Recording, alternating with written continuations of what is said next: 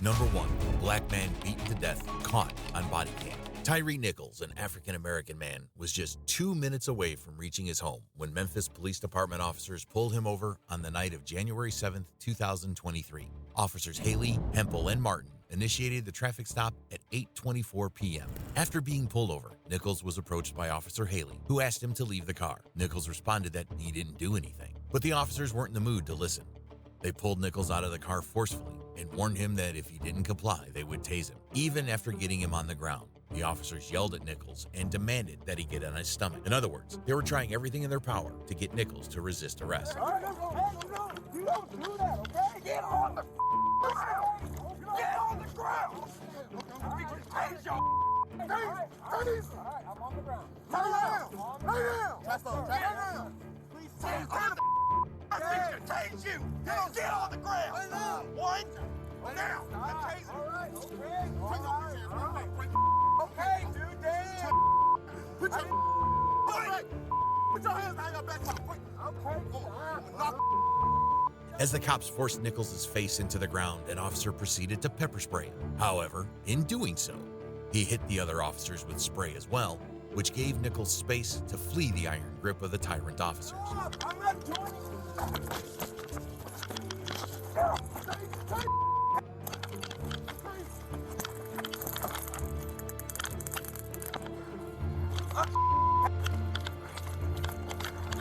As he ran, Officer Hempel tased Nichols while ignoring all regulations. But Nichols didn't give up and continued running. However, he couldn't go far away. After Nichols ran from officers, they communicated to another team of cops over the radio. Officers Mills, Bean, and Smith got the radio call and started pursuing Nichols. They finally got their hands on Nichols half a mile away from the location of the traffic stop, and this is when the CCTV attached to a nearby pole captured some of the heart-wrenching moments. After a brief physical struggle, officers succeeding in getting control over Nichols, and as they held him to the ground, officers Haley and Martin also arrived at the location. Officer Hempel, however, didn't pursue Nichols further. Almost all of the cops started giving conflicting commands to Nichols.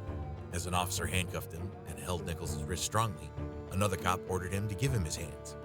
When Nichols couldn't comply with the officers' ever-increasing and conflicting demands, they started hitting him with punches, kicks, and even batons. Despite no resistance from Nichols' side, the cops continued assaulting him for several minutes. As the assault continued, Nichols was captured on the body cam footage of police officers calling his mother, who was half a mile away at her home.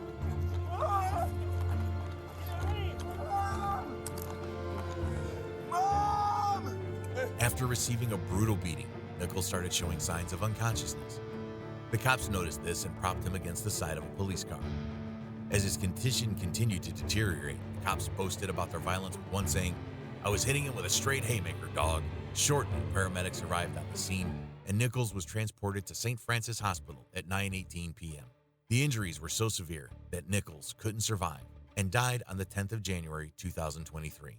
After 20 days of the arrest, the Memphis Police Department released the body cam footage of the cops involved in the incident. This was enough to spark anger in the U.S. citizens, who were already protesting the killings of George Floyd and Daunte Wright at the hands of the police. Chaos erupted throughout the United States as the protesters took to the streets. This forced the chief of MPD, Sarah Lynn Davis, to come forward and give her statement about the tragic incident. "This is not just a professional failing.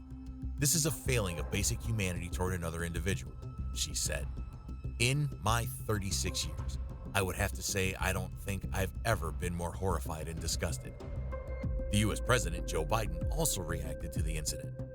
Biden spoke with the Nichols family and asked the protesters to remain peaceful.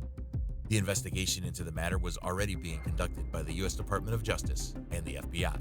All 5 officers involved in the beating were fired by the MPD and were subsequently arrested on the charges of second-degree murder, aggravated assault, aggravated kidnapping, and official misconduct. All 5 officers were presented in court February 16, 2023, where they had masks on their faces, trying to hide from the consequences of their actions. All of them pled not guilty to the charges. Although officers Haley, Smith, Martin, Bean, and Mills, who are all black, were charged with crimes, Officer Hempel, who is white and initiated the traffic stop and deployed his taser on Nichols, wasn't charged with any crime. In fact, he is expected to testify against 5 former cops who assaulted Nichols. The case is still pending, and justice has yet to be served to Tyree Nichols, who was beaten to death for no reason. When cops conduct things in such a manner, the difference between thugs and law enforcement officers becomes zero. Although Nichols' story is quite sad and heart-wrenching, unfortunately, this was not the only time police officers violated their sworn oath of protecting citizens. Number 2, cops steal during an eviction search. 3 Smith County cops made headlines after they were caught on body cam stealing during a house search. Constable Custis Harris, Deputy LaQuinda Banks, and Sergeant Derek Holman were at a rental property conducting an eviction search when they noticed goods of value and decided to steal them. The cops had been called by a landlord who wanted their help in evicting a tenant from his property, but the officers had something different on their minds. Believing that their body cameras were off and not recording, all 3 officers got busy stealing whatever they could get their hands on. As they were busy robbing a citizen whom they have sworn to protect, Deputy Banks' body cam was recording the whole incident. Banks was captured putting watches, sunglasses, and makeup in her clothes, while her colleagues were busy looking for other valuable things. The body cam also captured Banks ordering someone to hold back and don't interrupt the police activities. But they coming in, so I guess get them out. They can wait in their car.